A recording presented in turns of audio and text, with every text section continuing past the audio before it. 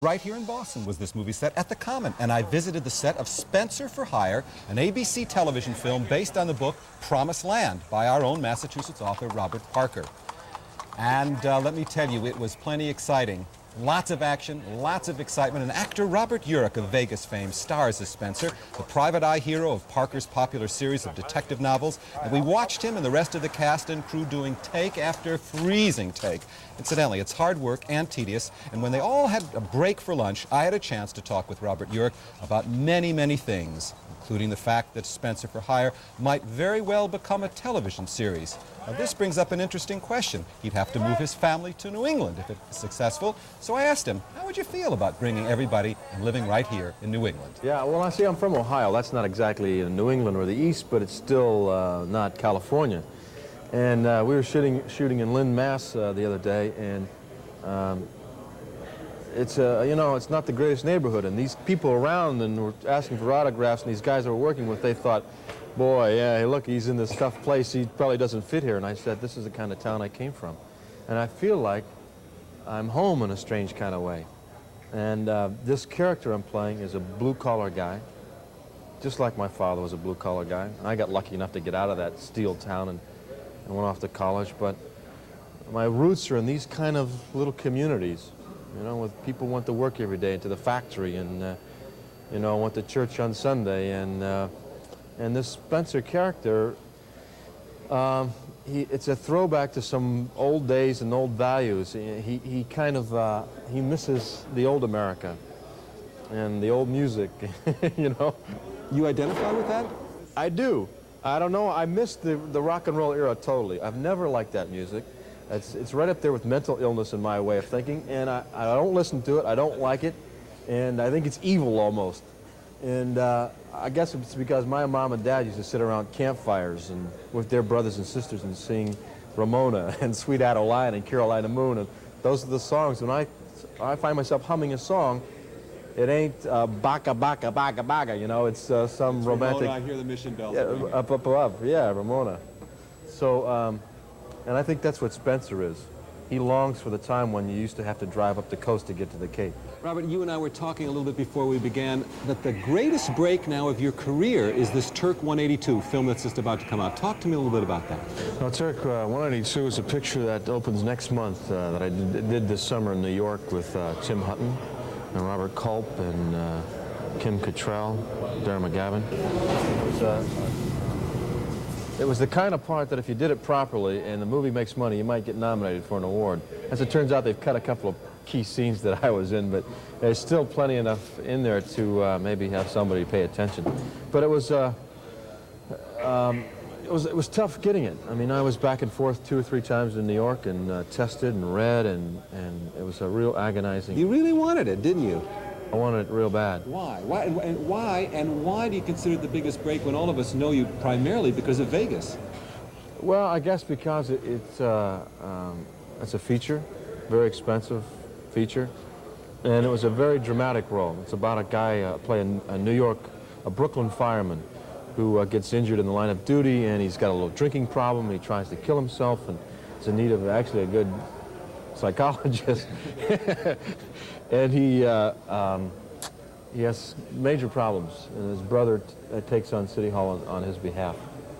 And it was just a wonderful piece. When you go up for a part, are you a competitive man? You're an ex-football player. Are you competing with these other actors that might be coming up for the parts? I wanted Turk 182 very badly, and they said, John Voight's going to get the part. We've offered it to John Voight. And I said, well, I can't argue with that. Then I went off to Europe, and my agent said it's not going to happen, and I got back to L.A. afterwards doing a mini-series, and then got a call saying Voight has declined, and but they think they want Treat Williams. I said, okay, but they're still thinking about you. And so I flew to New York on my own, with my own money, and said, hey, look, I just happened to be here. Can't I come see you again? And he said, well, we're going to test you. And there were so many steps along the way, and finally, after all that, after flying to New York and a screen test, and then I flew back again and read with Tim Hutton in this hotel room for a whole day, all the scenes in the movie, and went back, and they still didn't make up their mind. And my agent said, they want you to do one more thing. And oh no, it was before that trip. They said, they want you to go to New York and see him one more time. And I wouldn't blame you if you didn't want to do it. And I said, well, I've taken 25 giant steps. It would be crazy not to take step 26 and do it with enthusiasm and energy. Is there a part of you in that time that's feeling, I've done enough? No. See, people around me saying, you don't have to take this abuse. You're a big star. I mean, you get serious work anytime you want. They offer you things every day. Why are you doing this? I wanted the part. And I thought that attitude was not going to be creative and it wasn't productive. And if I said, yeah, you're right. I mean, they have no right to treat me like that. Don't they know who I am? If I did that, you're out. And I was out of the picture, and I didn't get the part, I'd go around and tell everybody that story, and about 30 seconds into it, even your best friends would go, yeah, that's really interesting, Bob. Listen, let's have the Cobb salad, and then we'll go. They don't care. Nobody cares. And somehow in my heart, I knew that, and I didn't want to have to tell that story. I mean, is there something about establishing yourself as an actor here as opposed to just being the big TV star? I've done a lot of television movies in the last couple of years where I think some of the work has been awfully good. But there is a stigma. If the thing that you make your first big impact with is the thing they think of you as. Now, when I go to Washington last January to do a very serious dramatic play, legitimate play at the Eisenhower Theater, even though my training has been in theater and I did nothing but theater for the first 2 or 3 years of my career, the Washington critics say, well, here's this guy who did Vegas. I mean, come on. He's just some ex-jock who got lucky and he starred in a series that got a hit and there were a lot of fast cars and pretty girls, and so we can't possibly take that guy seriously. So Turk 182 was an opportunity to really maybe prove myself to that particular audience. But let me ask you, why do you, Robert, why do you have to prove yourself to that audience? Why can't you just do the work that you want to do, go about your business, and say to the world, take it, that's what I'm doing? Well, I'm coming to that. I've come to maybe that realization myself. About a year and a half ago, I decided that I was going to make choices based on material. I didn't care where it wound up. I've had stacks of movie scripts on my desk where they were just, I don't want to do them. And television scripts that were pretty good. And the two mediums deal with different kind of material in a different way, and television handles certain things better than features. We all still want to do features because it kind of, there's this stigma of more money, better material, more talented people, and that's not necessarily true. Something else happened this summer in New York. There was this scene I shot in a county hospital on Roosevelt Island. They took, a bunch of kids found out that I was shooting there. I was injured and I was in a cast and we shot in a hospital. And so they took me to this children's wing where these children were, had been in this hospital all their life. One kid had been given a live virus instead of a polio vaccine. He was no more than a torso. And his whole world was this television set in the corner of this hospital suite. And 3 or 4 more children, one thalidomide baby, and you know, birth defects. And their realities were a little strange. They wanted the moon to come in so they could touch it, but they watched TV. And they said, you're on Vegas, you're Dan Tanna, Vegas. And I said, yes. And then you're on TV, and I said, yes. But you're right here, and I said, yes.